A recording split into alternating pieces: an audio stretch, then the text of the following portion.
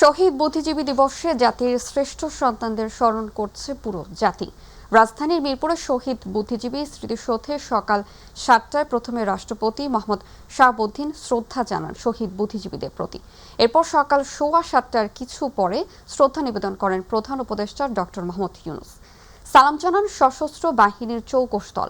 এরপর বুদ্ধিজীবী স্মৃতিসৌধে একে একে শ্রদ্ধা জানান সাধারণ মানুষ। আফজাল হোসেনের রিপোর্ট। 1971 সালের 14 ডিসেম্বর স্বাধীনতার আগ মুহূর্তে এসে পাক হানাদার বাহিনী শেষ শক্তি প্রয়োগ করে দেশের বুদ্ধিজীবীদের ওপর। বাড়ি থেকে তুলে এনে হত্যা করা হয় জাতির শ্রেষ্ঠ সন্তানদের। সেই ঐতিহাসিক দিনকে স্মরণ করতে মিরপুরে শহীদ বুদ্ধিজীবী স্মৃতিসৌধে ফুল দিয়ে শহীদদের প্রতি শ্রদ্ধা নিবেদন করেছেন রাষ্ট্রপতি মোহাম্মদ শাহাবুদ্দিন। এরপর শ্রদ্ধা নিবেদন করেন প্রধান উপদেষ্টা ডক্টর মোহাম্মদ ইউনূস। জাতির শ্রেষ্ঠ সন্তানদের স্মৃতির প্রতি গভীর শ্রদ্ধার অংশ হিসেবে কিছুক্ষণ নীরবে দাঁড়িয়ে থাকেন তিনি। এ সময় উপস্থিত ছিলেন বীর মুক্তিযোদ্ধা, অন্তর্বর্তী সরকারের উপদেষ্টা, সামরিক ও বেসামরিক কর্মকর্তারা। শ্রদ্ধা নিবেদন শেষে অন্তর্বর্তীকালীন সরকারের মুক্তিযুদ্ধ বিষয়ক উপদেষ্টা ফারুক আজম সাংবাদিকদের জানান, নির্বাচনের মাধ্যমে জনগণ নতুন বাংলাদেশ নির্মাণ করবে। নতুন বাংলাদেশ তো জনগণ তৈরি করবে, এটা জনগণের সর্ব অবস্থান থেকে জনগণের পার্টিসিপেশনে নতুন বাংলাদেশ গড়ে উঠবে। সামনে তো একটা নির্বাচন আসছে, সেই নির্বাচনে জনগণ অংশ নেবে, আনন্দ উৎসবের সাথে অংশগ্রহণ করবে এবং তার পরবর্তী পর্যায়ে জনগণের মতামতের ভিত্তিতে যে সমস্ত সরকার আসবে বাংলাদেশে আগামী ভবিষ্যতে, তার জন্য একটা জুলাই সনদ হয়েছে, তারই ভিত্তিতে নতুন বাংলাদেশ গড়ে উঠবে। এরপর একে একে শ্রদ্ধা নিবেদন করতে আসেন বিভিন্ন রাজনৈতিক দলের নেতাকর্মী, বিভিন্ন পেশাজীবী সংগঠন সহ সর্বস্তরের মানুষ। শিক্ষক, চিকিৎসক, সাংবাদিক, লেখক সহ বহু গুণীজনের রক্তে রঞ্জিত এই দিনটি জাতির জন্য গভীর শোকের। শহীদ বুদ্ধিজীবীদের এই আত্মত্যাগ জাতি চিরদিন শ্রদ্ধার সাথে স্মরণ করবে। তাদের আদর্শে গড়ে উঠবে একটি বৈষম্যহীন, আদর্শিক, মানবিক বাংলাদেশ। আফজাল হোসেন, মাই টিভি, ঢাকা। দর্শক, এই মুহূর্তে শহীদ বুদ্ধিজীবী স্মৃতিসৌধে আছেন সহকর্মী এস.এম. আরিফ। যুক্ত হচ্ছে তার সাথে। আরিফ, শহীদ বুদ্ধিজীবী দিবসে জাতির শ্রেষ্ঠ সন্তানদের প্রতি শ্রদ্ধা জানানোর আসলে কেমন চিত্র সেখানে দেখছেন, সে সম্পর্কে আমাদেরকে জানাবেন। শাওন, আজকের এই দিনে ৭১-এর আজকের এই দিনে ১২০০রও বেশি বুদ্ধিজীবীকে, এটা বাংলাপিডিয়ার তথ্য মতে ১২০০রও বেশি বুদ্ধিজীবীদের হত্যা করা হয়েছিল পাকিস্তানি সেনারা। তারা হত্যা করে এই যে মিরপুরের যে বধ্যভূমি এবং রাজার সেই দুই জায়গায় কিন্তু তাদেরকে ফেলে রাখা হয়েছে। অনেককে আসলে খুঁজেও পাওয়া হয়নি। এই যে বুদ্ধিজীবীদের রয়েছে তাদের মধ্যে বেশিরভাগই ছিল শিক্ষক। আমরা যেটি বাংলাপিডিয়ার তথ্য, সেখানে প্রায় ১,০০০ জন শিক্ষককে কিন্তু হত্যা করা হয়েছিল। তার মানে একটি মেধাশূন্য করার জন্য সে সময় পাক সেনারা, এই যে পূর্ব পাকিস্তান আমাদেরকে মেধাশূন্য করার, সেই শূন্য করার জন্য কিন্তু পাকিস্তানে এই হত্যাযজ্ঞ চালানো হয়েছিল, নারকীয় যে হত্যাযজ্ঞ, যেখানে খুব অল্প সময়ের মধ্যে আমরা স্বাধীন হতে যাচ্ছি, সদ্য একটি স্বাধীন দেশের। তার আগেই কিন্তু তারা সেই বিষয়টা বুঝেই তারা কিন্তু মেধাশূন্য করে দিয়ে যাওয়ার একটি প্রচেষ্টা করেছিলেন। আমরা দেখতে পাচ্ছি যে প্রতি বছরেই কিন্তু এই দিনটাকে খুব শ্রদ্ধা এবং ভাবগাম্ভীর্যের মধ্য দিয়ে কিন্তু পালন করা হয়। শহীদদের যারা এই আত্মত্যাগ করেছেন, যারা নিহত হয়েছেন, তাদেরকে হত্যা করা হয়েছে, তাদেরকে স্মরণে আজকেও মিরপুর বুদ্ধিজীবী কবরস্থানে, সেখানেও আমরা দেখেছি স্মৃতিসৌধ যেটি রয়েছে, সেখানেও আমরা দেখেছি যে বেদিতে ফুল দিয়ে শ্রদ্ধা জানাচ্ছেন বিভিন্ন দল। আমরা দেখছি এবি পার্টি এখন ফুল দিচ্ছেন এবং এর আগে বিএনপি সহ বিভিন্ন রাজনৈতিক দল কিন্তু এই যে আজকের দিনে যে সবাইকে শ্রদ্ধা জানানোর জন্য, যে শহীদরা জীবন দিয়েছেন, আত্মত্যাগ করেছেন, তাদেরকে শ্রদ্ধা জানানোর জন্য তারা কিন্তু এসেছিলেন। এবং আমরা বিএনপির মহাসচিবকে দেখেছি, তিনি কথা বলেছেন গণমাধ্যমের সামনে। তিনি বলেছিলেন যে ৫৪ বছরের একটি সময় অতিবাহিত হয়ে গেছে, নানা জায়গায় আমাদের উন্নতি আছে, আবার অবনতিও আছে। তিনি বেশিরভাগ জোর দিয়েছেন গণতন্ত্রের জন্য, গণতন্ত্র যেন আমাদের সুসংহত থাকে, সেই বিষয়টিকে একটু তিনি জোর দিয়েছেন। এবং সামনে যে নির্বাচন আছে, নির্বাচনের বিষয়ে কিন্তু তিনি বলেছেন। আমরা আমাদের সাথে আছেন এবি পার্টির, আপনি একটু বলবেন, আমরা এখানে ঘুরে দাঁড়াচ্ছি, একটু ছোট্ট করে জানতে চাই যে একসাথে বলি, লাইভে আছি, আপনি একটু ছোট্ট করে একটু বলবেন যে আজকে 54 বছর পার হয়ে গেছে আমাদের স্বাধীনতার, এই 54 বছরের পরে আমাদের আসলে যদি বলা হয় বাংলাদেশ কোন পর্যায়ে দাঁড়িয়ে? দেখেন, বিজয়টাতে কখনো দাঁড়ি হয় না। এটা হলো আজাদির লড়াই। আজাদির লড়াইয়ে লম্বা স্টেশন থাকে, এখানে কোনো একটার পর একটা কমা তৈরি হয়। তা আমাদের শত শত বছরের মুক্তির লড়াইতে ৭১ একটা গ্লোরিয়াস অধ্যায়। সেই অধ্যায়ের ধারাবাহিকতায় গত বছর আপনারা যে গণ অভ্যুত্থান দেখেছি, সেই গণ অভ্যুত্থানও একটা অত্যন্ত গর্বিত হওয়ার মতো একটা বিষয় আমাদের জন্য। কিন্তু এর মানে এটা না যে আমাদের মুক্তির লড়াইটা শেষ হয়ে গেছে। আমাদের স্বাধীনতা, সার্বভৌমত্ব, আমাদের আকাঙ্ক্ষা, আমার স্বপ্ন, আমার আজাদির যে সব কিছু কামনা বাসনাগুলো, তার প্রত্যেকটার জন্য আমাদেরকে এখনও লড়াইটা চালিয়ে যেতে হবে। আজকের বিজয় দিবসে আমরা সেই আমাদের বিজয়ের শহীদদেরকে, বুদ্ধিজীবীদেরকে, মুক্তিযোদ্ধাদেরকে অত্যন্ত বিনয়ের সাথে, শ্রদ্ধার সাথে স্মরণ করছি। ধন্যবাদ। আপনাকে শুনছিলেন যে এই লড়াইটা আসলে সেই ৭১-এ বীর মুক্তিযোদ্ধারা করেছিলেন, সেই লড়াইটা কিন্তু এখনও চালিয়ে যাওয়ার কথা বলছেন অনেকেই। বিভিন্ন সময় আমরা দেখেছি যে ৭১-এর পর কিন্তু আমরা ৯০-এর গণ অভ্যুত্থান দেখেছি, এরপরে আমরা কিন্তু আবার একটা ২৪-এর যে গণ অভ্যুত্থান সেটি দেখেছি। তার মানে বিভিন্ন সময় যদি তিনি বোঝাতে চাচ্ছেন, বিভিন্ন সময়েই লড়াইটা করে যেতেই হচ্ছে, যে বিভিন্ন অপশক্তির বিপক্ষে। সেটি যেমন রয়েছে, আজকের দিনটিকে সবাই আসলে শ্রদ্ধার সাথে কিন্তু উদযাপন করছেন। তারা যারা রয়েছেন, বিশেষ করে রাজনীতিবিদরা রয়েছেন, সাধারণ মানুষ, তারাও কিন্তু এসেছেন ফুল দিয়ে শ্রদ্ধা জানানোর জন্য। সবাই কিন্তু একই বাক্যে আসলে বলছেন যে আজকের দিন 14ই ডিসেম্বর নারকীয় যে হত্যাকাণ্ডটা ঘটা হয়েছে, বিশেষ করে মেধাশূন্য করার জন্য বাংলাদেশকে, সেটি কিন্তু আজকে এই দিনে কিন্তু লক্ষ্য করা গেছে। এবং সেই সূর্য সন্তানদেরই আসলে এখন আজকের দিনে কিন্তু সবাই শ্রদ্ধা এবং ফুলের শুভেচ্ছা জানিয়ে শ্রদ্ধার ভরে কিন্তু স্মরণ করছেন।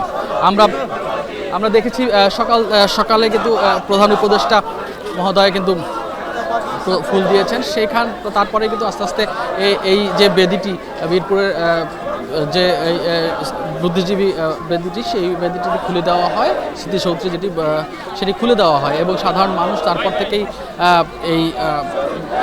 এখানে এসে ফুল দিয়ে শ্রদ্ধা জানান। এবং পাশাপাশি রাজারবাগেও আরেকটি বুদ্ধিজীবী কবরস্থান রয়েছে, সেখানেও ফুল দিয়ে শ্রদ্ধা জানাচ্ছেন সাধারণ মানুষ। আজকে সারা দিনভর এই শহীদদের স্মরণ করা হবে, যাদের আত্মত্যাগে আসলে কয়েকদিন পরেই এই আপনারা জানেন 16 ডিসেম্বর আমাদের বিজয় দিবস। বিজয়ের সেই আগ মুহূর্তে এইরকম একটা নারকীয় ঘটনা ঘটেছে। তো সব মিলিয়ে সবার মধ্যেই সেই শ্রদ্ধা এবং ভালোবাসা আমরা দেখতে পেয়েছি এবং সবাই প্রত্যাশা করছেন যে তারা যে আত্মত্যাগ মাধ্যমে বাংলাদেশকে এনে দিয়েছে, বাংলাদেশ নামক একটি রাষ্ট্রকে গঠন করার তৈরি করে দেওয়া হয়েছে, সেখানে আসলে বাংলাদেশ আরও এগিয়ে যাবে, সেই প্রত্যাশা আমরা সাধারণ মানুষের মধ্যে দেখেছি। তো এই ছিল আমার কাছে সর্বশেষ।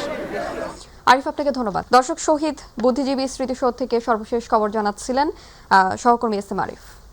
আফ্রিকার সুদানের আইবেইতে অবস্থিত জাতিসংঘের একটি ঘাঁটিতে সন্ত্রাসী হামলায় বাংলাদেশ সেনাবাহিনীর 6 শান্তিরক্ষী নিহত হয়েছেন। আহত হয়েছেন আরও 8 জন।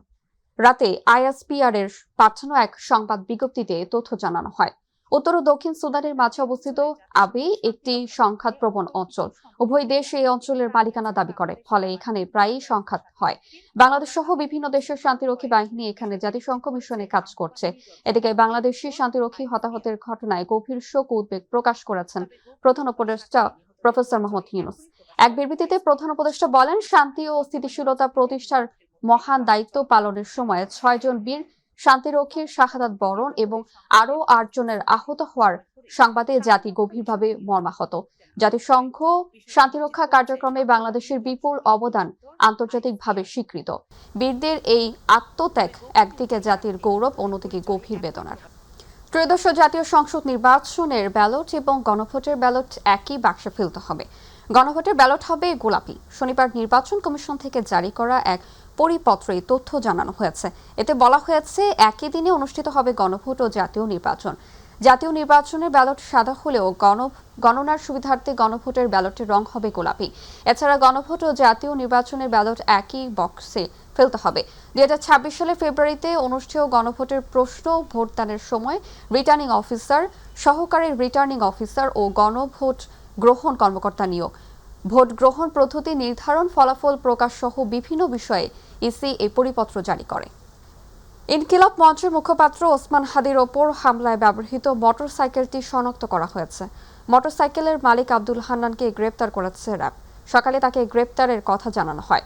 র্যাব জানায় ওসমান হাদির ওপর হামলায় ব্যবহৃত মোটরসাইকেলটি শনাক্ত করা হয়েছে। মোটরসাইকেলের মালিক আব্দুল হান্নানকে রাজধানীর মোহাম্মদপুর এলাকা থেকে গ্রেপ্তার করা হয়েছে। পরে তাকে পল্টন থানা পুলিশের কাছে হস্তান্তর করা হয়েছে। হত্যার ঘটনায় হান্নান জড়িত কিনা সে বিষয়টি খতিয়ে দেখা হচ্ছে বলেও জানায় র্যাব। শুক্রবার দুপুর 2:15টার দিকে রাজধানীর বিজয়নগরের বক্স কালভার্ট এলাকায় ওসমান হাদিকে গুলি করা হয়। ইরিগেশন সেন্টারে গুম নির্যাতনের ঘটনায় মানবতাবিরোধী অপরাধের মামলায় ক্ষমতাচ্যুত সাবেক প্রধানমন্ত্রী শেখ হাসিনা ও সাবেক বর্তমান সেনা কর্মকর্তা সহ 13 জনের বিরুদ্ধে আনুষ্ঠানিক অভিযোগ গঠনের বিষয়ে আদেশের দিন ধার্য রয়েছে আজ। আন্তর্জাতিক অপরাধ ট্রাইব্যুনাল 1-এর চেয়ারম্যান বিচারপতি মোহাম্মদ গোলাম মর্তুজা মজুমদারের নেতৃত্বাধীন 3 সদস্যের বিচারিক প্যানেলে এই আদেশ দেবেন। এ মামলায় 5টি অভিযোগ আনে প্রসিকিউশন। তবে 13 আসামির মধ্যে গ্রেপ্তার রয়েছে 3 সেনা কর্মকর্তা। গত 9 নভেম্বর উপস্থিত আসামিদের অব্যাহতি চেয়ে শুনানি করেন আইনজীবী আজিজুর রহমান দুলু। 4টি গ্রাউন্ড এনে এই অব্যাহতি চান তিনি। দুলুর শুনানি শেষে পলাতক আসামিদের হয়ে ডিসচার্জ চেয়ে আবেদন করেন আইনজীবী হাসান ইমাম, আমির হোসেন সহ অন্যান্যরা। পরে অভিযোগ গঠনের বিষয়ে আদেশের জন্য আজকের দিন ঠিক করেন আদালত। আসন্ন ত্রয়োদশ জাতীয় সংসদ নির্বাচনকে সামনে রেখে মাদারীপুর 3 সংসদীয় এলাকায় বইছে ভোটের হাওয়া। সভা সমাবেশ, উঠান বৈঠক আর গণসংযোগে ব্যস্ত সময় পার করছেন বিভিন্ন রাজনৈতিক দলের প্রার্থীরা। ভোটারদের মন জয়ের প্রতিযোগিতায় মুখর পুরো এলাকা। প্রতিনিধি জিয়াউদ্দিন লিয়াকতের তথ্যচিত্রে আরো জানাচ্ছেন শামস তাবিজ উচ্ছ্বাস। কালকিনি ও ডাসার উপজেলা এবং মাদারীপুর সদরের 5টি ইউনিয়ন নিয়ে গঠিত মাদারীপুর 3 সংসদীয় আসন। আসন্ন ত্রয়োদশ জাতীয় সংসদ নির্বাচন সামনে রেখে আসনটি কবজা করতে মরিয়া বিএনপি। পাশাপাশি জামায়াত ইসলামী সহ ইসলামিক দলগুলোও ছাড় দিতে নারাজ। ফলে নির্বাচনকে সামনে রেখে মাঠে নেমেছেন বিভিন্ন দলের প্রার্থীরা। কালকিনিকে এটা সন্ত্রাস মুক্ত, চাঁদাবাজ মুক্ত, মাদক মুক্ত হিসেবে যেভাবে গড়ে তোলা দরকার এবং হিসেবে গড়ে তুলবে ইনশাল্লাহ। প্রতিহিংসার রাজনীতি দীর্ঘদিন থেকে চলে আসছে। এই অঞ্চল থেকে প্রতিহিংসার রাজনীতিকে আমরা চিরবিদায় করব।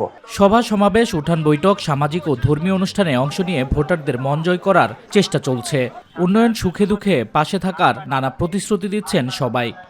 আমি একজন রাজনৈতিক দলের কর্মী হিসাবে আমার কাজ হচ্ছে আমার নির্বাচনী আসনের প্রতিটি জনগণকে তার মৌলিক যে অধিকার, সেই মৌলিক অধিকার যেন সে ভোগ করতে পারে সেটা নিশ্চিত করা। এদিকে ভোটারদের প্রত্যাশা সৎ, শিক্ষিত জনগণের প্রতি জবাবদিহিমূলক নেতৃত্ব। দীর্ঘদিনের অব্যবস্থাপনা, দুর্নীতি ও স্বজনপ্রীতির অবসান ঘটিয়ে যোগ্য প্রতিনিধিকে এবার সংসদে পাঠাতে চান তারা। জাতীয় পার্টি দেখছি, আওয়ামী লীগ দেখছি, বিএনপি দেখছি। এখন এমন একজন এমপি দেখতে চাই যেন এই দেশে হানাহানি কাটাকাটি না হয়। এলাকায় যে নিজের জন্য কাজ করবে না, জনগণের জন্য কাজ করবে, সেই রকম এমপি আমরা চাই জনগণের পাশে থাকার জন্য। যে আমাদের চাকরি বা কর্মসংস্থান নিয়ে কিছু ভাববে এবং দেশের জন্য কিছু করবে, আমি ভোটটা তাকেই দিব। সুখে দুঃখে যাকে পাশে পাওয়া যাবে, অসহায় দরিদ্র লোকের খোঁজ খবর নেবে, তাকেই মাদারীপুর 3 আসনে আমরা এমপি হিসাবে দেখতে চাই। মাদারীপুর 3 সংসদীয় আসনে মোট ভোটার সংখ্যা 3,82,706 জন। এর মধ্যে পুরুষ ভোটারের সংখ্যা 1,99,581 জন ও নারী ভোটারের সংখ্যা 1,83,125 জন। শামস তাবরিজ উচ্ছ্বাস, মাই টিভি নিউজ ডেস্ক। সিরাজগঞ্জের শাহজাদপুর উপজেলার বাঘাবাড়ি নৌবন্দরে শুল্ক মৌসুম শুরুর আগে ভয়াবহ নাব্য সংকট দেখা দিয়েছে। নদীতে ডুবোচর জেগে ওঠায় চট্টগ্রাম ও মংলা বন্দর থেকে আসা কার্গো জাহাজগুলো পুনর্লোড নিয়ে বাঘাবাড়িতে ভিড়তে পারছে না। ফলে জাহাজ শূন্য হয়ে কার্যত অচল হয়ে পড়েছে বন্দরটি। বেকার হয়ে পড়েছে 5 শতাধিক শ্রমিক। প্রতিনিধি জাকারিয়া মাহমুদের পাঠানো তথ্য ও চিত্রে বিস্তারিত জানাচ্ছেন জুবাইর রহমান। 1983 সালে প্রতিষ্ঠিত সিরাজগঞ্জের শাহজাদপুর উপজেলার বাঘাবাড়ি নৌবন্দর উত্তরাঞ্চলের অন্যতম গুরুত্বপূর্ণ বাণিজ্যিক নৌবন্দর। কিন্তু নাব্য সংকট ও অব্যবস্থাপনার কারণে বর্তমানে কার্যত অচল হয়ে পড়েছে বন্দরটি। এতে একদিকে যেমন ব্যাহত হচ্ছে উত্তরাঞ্চলের 16 জেলার সার সরবরাহ, অন্যদিকে কর্মহীন হয়ে পড়েছে শত শত শ্রমিক। সিরাজগঞ্জের শাহজাদপুর উপজেলার বাঘাবাড়ি নৌবন্দর দিয়ে নৌ ও স্থলপথে উত্তরাঞ্চলের 16 জেলার রাসায়নিক সার, কয়লা, পাথর, সিমেন্ট ও জ্বালানি তেল সরবরাহ হয়ে থাকে। কিন্তু চলতি বছরে বন্দর ইজারাদারের অব্যবস্থাপনা এবং নদীর তীব্র নাব্য সংকটের কারণে নতুন কোনো পণ্যবাহী জাহাজ ভিড়ছে না বন্দরে। ফলে আসন্ন ইরি বোরো মৌসুমের আগে 14টি বাফার গুদামে প্রয়োজনীয় পরিমাণ রাসায়নিক সার মজুদে দেখা দিয়েছে মারাত্মক সংকট। সারের জাহাজ দিয়ে আপনার সিমেন্টের জাহাজ দিয়ে ভরপুর থাকতো, আমরা কাজ করে ফুরাইতে পারতাম না। কিন্তু এই বছরে যে বুঝতেছি না এটা কি রকম সংসার, এখন আল্লাহ যে কিভাবে চালাইবে একমাত্র আল্লাহই জানে। দিন 200 টাকা 250 টাকা, আর বেশি হয় না। আকুল আবেদন করি, যদি সুদৃষ্টি দিয়ে এই বাঘাবাড়ি পোর্টকে একটু সহযোগিতা করে, তাহলে হাজার হাজার শ্রমিক, বেকার, নিরীহ মানুষ এরা একমুঠ অন্ন জুটবে। পণ্যবাহী জাহাজ না আসায় বাঘাবাড়ি নৌবন্দরে কর্মরত 5 শতাধিক শ্রমিক কর্মহীন হয়ে পড়েছে। পরিবার পরিজন নিয়ে তারা মানবেতর জীবনযাপন করছেন। এ বিষয়ে বন্দর ইজারাদারের বক্তব্য জানতে চাইলে তিনি নানা অজুহাতে সাংবাদিকদের সঙ্গে কথা বলতে রাজি হননি। বন্দর কর্তৃপক্ষ জানিয়েছে, বাঘাবাড়ি নৌবন্দরকে প্রথম শ্রেণীর বন্দরে রূপান্তরের উদ্যোগ নেওয়া হয়েছে। প্রকল্পগুলো বাস্তবায়ন হলে নাব্য সংকট কাটিয়ে আবারও স্বাভাবিক কার্যক্রমে ফিরবে এ গুরুত্বপূর্ণ নৌবন্দর, এমনটাই প্রত্যাশা সংশ্লিষ্টদের। বাঘাবাড়ির মেইন সমস্যা হচ্ছে আপনার নাব্যতা সংকট, মানে কন্টিনিউয়াসলি ড্রেজিং কার্যক্রম যদি আমরা চালু রাখতে পারি, সেক্ষেত্রে নাব্যতা সংকট আশা রাখি খুব দ্রুতই সমাধান করা সম্ভব হবে। নৌপথটি প্রথম শ্রেণীর নৌপথে যে উন্নীত করার যে উদ্যোগ, এটিও চলমান রয়েছে। জুবাইর রহমান, মাই টিভি নিউজ। বাংলাদেশ ও চীন সরকারের যৌথ উদ্যোগে নির্মিত 7ম বাংলাদেশে চীন মৈত্রী সেতুর সড়ক বাতির সবগুলোই অকেজো। বাতি না থাকায় সন্ধ্যার পর ভুতুড়ে অন্ধকারে চলাচল করতে হয় পথচারীদের। ইফটিজিং আর চিন্তার মুখোমুখি শিকার হচ্ছেন দূর দূরান্ত থেকে আসা দর্শনার্থীরা। এ বিষয়ে দ্রুত সময়ের মধ্যে কার্যকর ব্যবস্থা গ্রহণের আশ্বাস দিয়েছে সড়ক বিভাগ।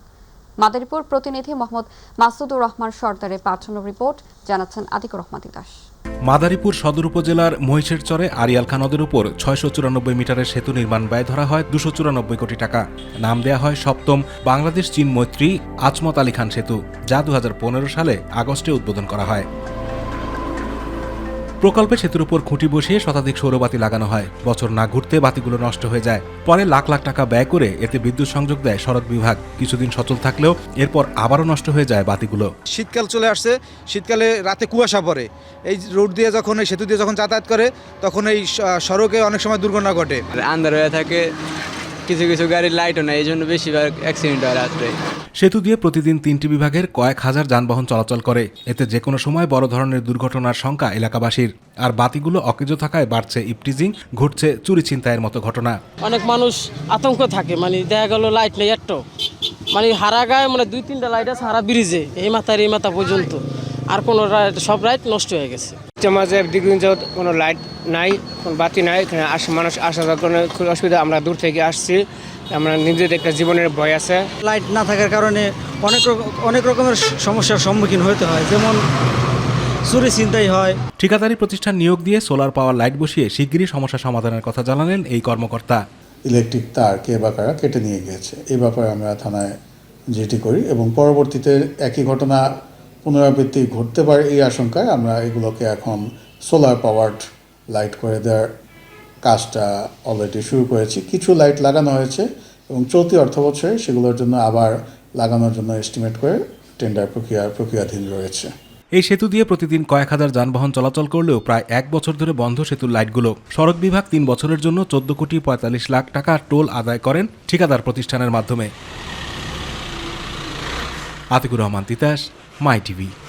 যথাযোগ্য মর্যাদায় ব্রাহ্মণবাড়িয়া আখাউড়ায় শহীদ বুদ্ধিজীবী দিবস উপলক্ষে স্মৃতিসৌধে পুষ্পস্তম্ভ অর্পণ করা হয়েছে। সকাল 9টায় উপজেলা পরিষদ চত্বরে অবস্থিত শহীদ বুদ্ধিজীবীদের স্মৃতিসৌধে উপজেলা প্রশাসনের পক্ষ থেকে পুষ্পস্তম্ভ অর্পণ করা হয়। এ সময় উপস্থিত ছিলেন উপজেলা নির্বাহী কর্মকর্তা তাপসী রাবেয়া, উপজেলা সহকারী কমিশনার ভূমি কফিল উদ্দিন, আখাউড়া থানার ভারপ্রাপ্ত কর্মকর্তা জাবেদুল ইসলাম, আখাউড়া প্রেস ক্লাবের সভাপতি শাহাদাত হোসেন লিটন, বীর মুক্তিযোদ্ধা নজরুল ইসলাম ধুনু, বীর মুক্তিযোদ্ধা বাহার বিয়া মালদা সহ বিভিন্ন দপ্তর, শিক্ষা প্রতিষ্ঠান ও সামাজিক সংগঠনের প্রতিনিধিরা। পটুয়াখালীতে কৃষকদের সূর্যমুখী এবং নিরাপদ সবজি উৎপাদনের মাধ্যমে উদ্যোক্তাদের আয় বৃদ্ধি শীর্ষক ভ্যালু চেবান উপপ্রকল্প অবহিতকরণ কর্মশালা অনুষ্ঠিত হয়েছে।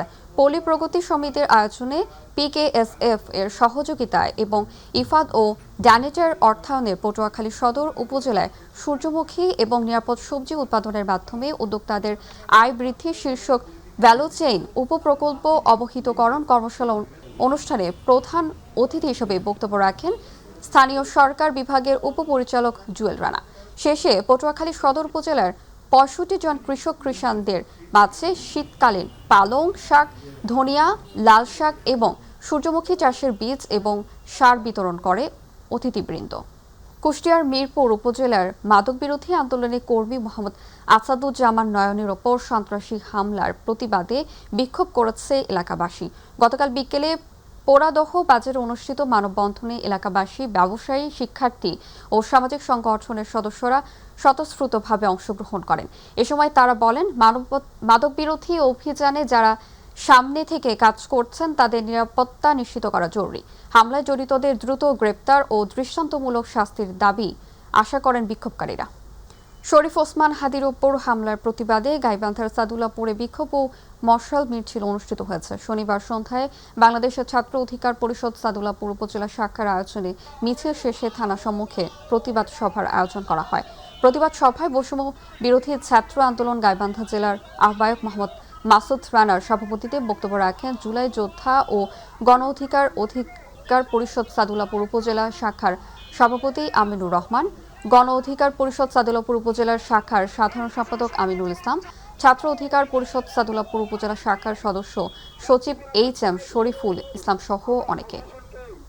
ইনকিলাব মঞ্চের মুখপাত্র ঢাকা ৮ আসনের প্রার্থী শরীফ ওসমান হাদি এবং চট্টগ্রাম ৮ আসনে বিএনপির প্রার্থী এরশাদুল্লাহর ওপর গুলি চালিয়ে হত্যার চেষ্টার প্রতিবাদ ও জড়িতদের দৃষ্টান্তমূলক শাস্তির দাবিতে দিনাজপুরের পার্বতীপুরে প্রতিবাদ মিছিল হয়েছে। উপজেলা ও পৌর বিএনপির সকল অঙ্গ সহযোগী সংগঠনের উদ্যোগে গতকাল দলীয় কার্যালয় থেকে একটি মিছিল বের হয়ে শহরের প্রধান সড়ক প্রদক্ষিণ শেষে একই স্থানে এসে শেষ হয়। এ সময় উপজেলা যুবদলের আহ্বায়ক আতিকুর রহমান স্বপন, মহিলা দলের সভাপতি শাহিদা খাতুন, সাধারণ সম্পাদক মরিয়ম পারভিন সহ বিভিন্ন ইউনিয়ন থেকে আগত নেতাকর্মীরা উপস্থিত ছিলেন।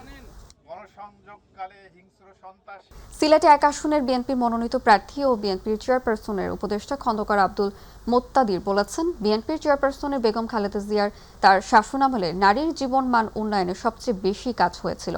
আগামী সমৃদ্ধ বাংলাদেশ গড়তে বিএনপির ভারপ্রাপ্ত চেয়ারম্যান তারেক রহমানের নেতৃত্বে বিএনপির ক্ষমতা পেলে নারীদের জন্য ফ্যামিলি কার্ড, ডিজিটাল স্বাস্থ্যসেবা কার্ডসহ নানামুখী দিক নির্দেশনা বাস্তবায়নের জন্য করা হবে। তিনি শনিবার বিকেলে সিসিকের ৬ নং ওয়ার্ডে ফরহাদ চৌধুরী সামনের আয়োজনে বেগম জিয়ার সুস্থতা কামনায় বিশেষ দোয়া মাহফিল ও বিভিন্ন শ্রেণী পেশার মহিলাদের মতবিনিময় সভায় এসব কথা বলেন।